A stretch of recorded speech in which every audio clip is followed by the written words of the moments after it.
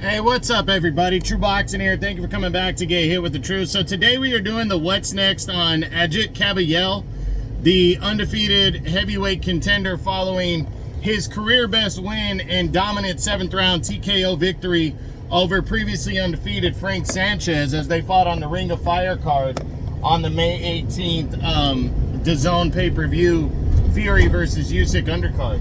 Now, before we get into that, if you could smash the like button, leave a comment, or subscribe to the channel, I really do appreciate any and all support that I can get as I continue to build my channel here. So, this one, you know, I'm a big fan of Kabayel. The way he broke down and stopped Arslanbek Makhmudov back on the Day of Reckoning card back in December, and then to come in as the underdog again against Frank Sanchez. A lot of people said about Makhmudov, well, hasn't really been tested, you know, he's just kind of a big, somewhat sloppy guy, you know, and Kabayel showed his boxing skill by breaking him down, body attack, and stopping him. Going in against Sanchez, Sanchez was considered to be the mover of the two, the more consummate boxer, maybe more talented athletic fighter, and had somewhat of a resume. So there was a lot of people who were like, oh yeah, well, you know, Frank Sanchez is not Makhmudov, and he isn't. And he dominated Sanchez as well. I mean, broke him down, busted up the body, stopped him in 7 rounds impressively, and moves up. That was a WBC eliminator. Not sure if he goes straight to #1 or if he's gonna be #2 behind Anthony Joshua. But what a fucking victory for Agit Kabayel. And now the big question is, what's next for him moving forward following this win? Because we know Undisputed right now, you know, we know where the champions lie. So let's run through the top 10 and see what could be next for Kabayel. We start with #1, newly crowned, undisputed heavyweight champion of the world, Alexander Usyk. Well, it's just announced this morning that Usyk and Fury, their rematch is happening again on December 21st in Riyadh. Now, I would not be shocked if Kabayel fought on the undercard, but he's not going to get Usyk next. We know that now. So, you know, let's take that off the table. Then we look at #2, Tyson Fury, the former unified world champion. Not likely. Now, not going to happen. He's fighting Alexander Usyk next on December 21st. So the top 2 guys are off the table for Kabayel. The rest of them, we start Anthony Joshua. Well, Joshua's supposed to fight in September from what I'm hearing. If he does fight, they have not decided on an opponent yet. And, you know, Anthony Joshua being #1 in the WBC and Kabayel being #2, and I'm sure Joshua wants to be the guy that is next for the winner of Usyk and Fury.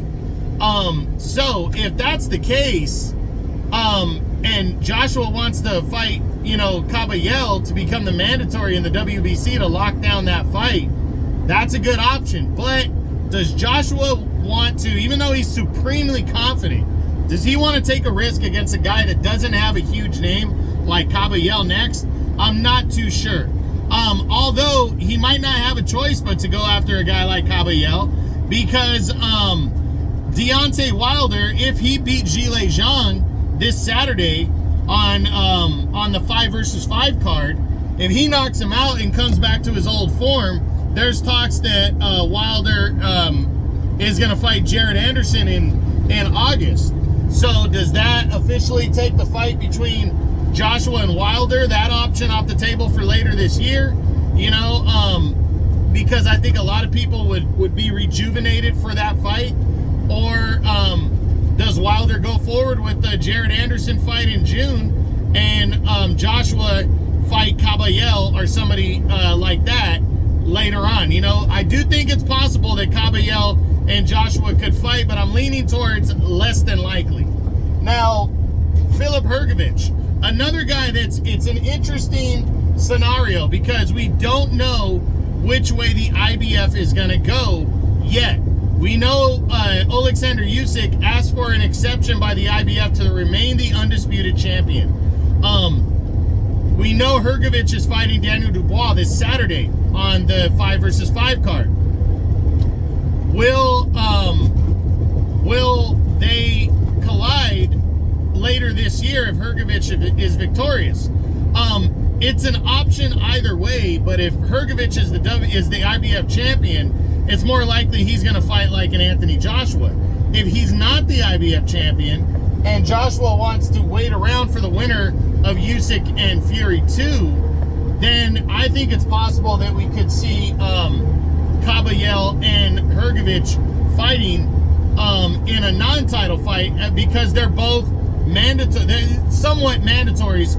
And again, my super mandatory idea means a lot, plus these guys will have both recorded big heavyweight wins, you know, on big cards at least. You know, Hrgovic's win over Mark Demori on the Day of Reckoning card wasn't that big of a deal because Demori's not a known fighter.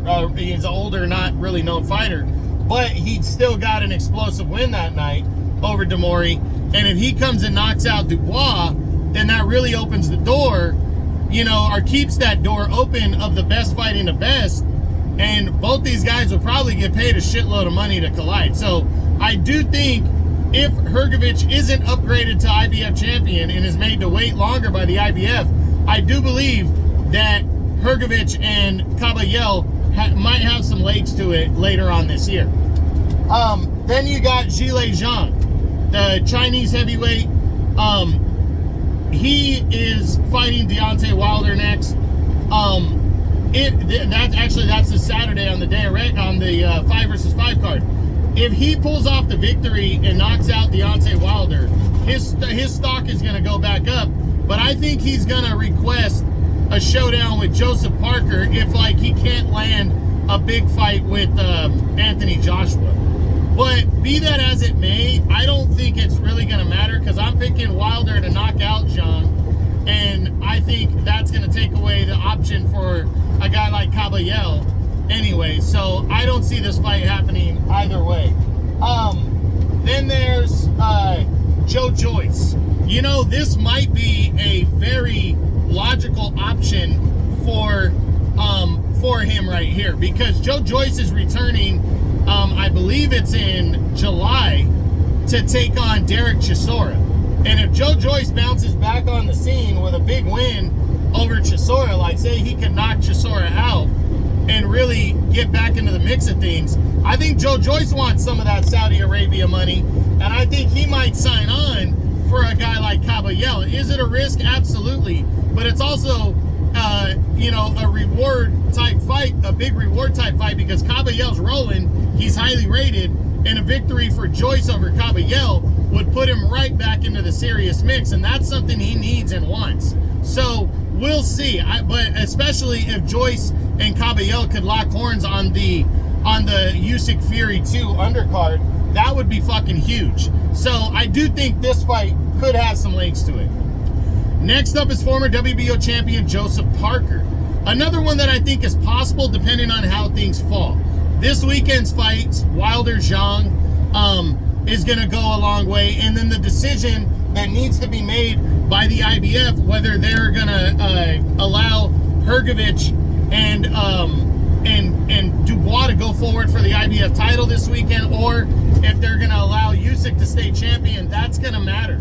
So if Hrgović becomes IBF champion and beats Dubois, then I think there's a very real possibility that Hrgović and Joshua collide later this year for the IBF title. If not, and Usyk is allowed to keep the belt, then I think it's possible that Parker goes after a potential rematch with Wilder, or he could fight a guy like Kabayel. He was sitting ringside commentating, and he did say he would be interested in a Kabayel fight. But Kabayel, of course, name-wise, is not one of the bigger names that he could fight. So I think that somewhat takes a little bit of sting out of it. You know, he'd have to make the most sense for Joseph Parker, but I still do think it's a possibility.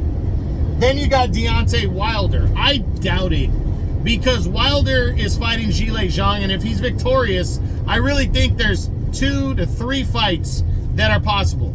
I think AJ is a big possibility. Of course, we already knew about Jared Anderson in August, if he's available to go for that card, on the Crawford Madrimov undercard. And then I think the possibility of a rematch with Joseph Parker is appealing to Wilder. So I think one of those three options would come before a showdown with Kabayel. Just not a big enough name for Wilder at this point, and a high-risk fight. Then you got Daniel Dubois. If Dubois pulls off the upset over Hrgovic, it depends on, you know, who Dubois would want to fight later this year, whether it's AJ or Parker. I think are more likely options. Even Joe Joyce, if he beats Derek Chisora, I think Dubois might want to fight Joe Joyce in a rematch, you know, on one of the big cards. So I think Dubois would probably avoid a showdown with Kabayel, but again, I wouldn't rule it out just because of Kabayel's, the strength of his 2 victories here on these big cards. And then, you know, and then other guys in the, that are in the mix. You got Martin Bakole is the WBA's #1 ranked contender. Maybe if the super mandatory idea works and Bakole really wants a showdown, Kabayel would be the man. He'd be an awesome matchup for Bakole in that fight. Frank Sanchez, you already handled him. Jared Anderson.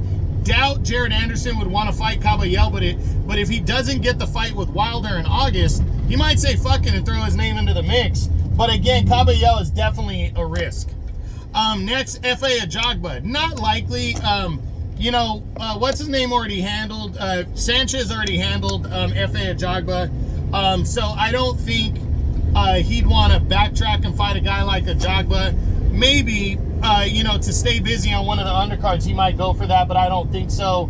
Lenier Pero, I don't see that one. Andy Ruiz. You know, you never know with Andy Ruiz. Andy Ruiz is fighting Jarrell Big Baby Miller on the Crawford Madrimov undercard. If he's victorious and he wants to stay busy, if he beats Miller and August is coming around for the Fury Usyk undercard, I think Andy Ruiz might be down to fight Kabayel to move up the ladder, but I really do think he's going to be blinded by bigger name opponents, and rightfully so. Andy Ruiz has a solid name. And then finally, Francis Ngannou. I have him written down here, but given what tragically happened with his kid passing away, his 18-month-old son, I don't think we're going to see Francis Ngannou for a minute here. That's a big tragedy right there, so I don't see it. But also, you know, a couple outside options because they have names. Luis Ortiz, the former 2-time world title challenger, he might want some of that Riyadh money, and that's not a bad name to throw in front of Kabayel. And then also Dillian White might want some of that Riyadh money. So I think Kabayel, I don't know if the top tier guys, the challengers, are going to want to fight him. Maybe, maybe not. That's kind of where I'm at with that. But I do believe all those secondary legit contenders that are going to be looking for an opponent, he's almost unavoidable against one or two of those guys, because I think what you get out of fighting Kabayel, because he's been hot in his last couple fights, what you get out of that is, you know, you get a lot of ups for that. Like in the heavyweight division, there's going to be a lot of people that are like, oh shit, you know, this guy took on that Kabayel guy and he beat him. You know, that's going to be the credit you get from that. Now, is it going to be, you know, huge acclaim for a victory over Kabayel? No, because Kabayel's not a big name.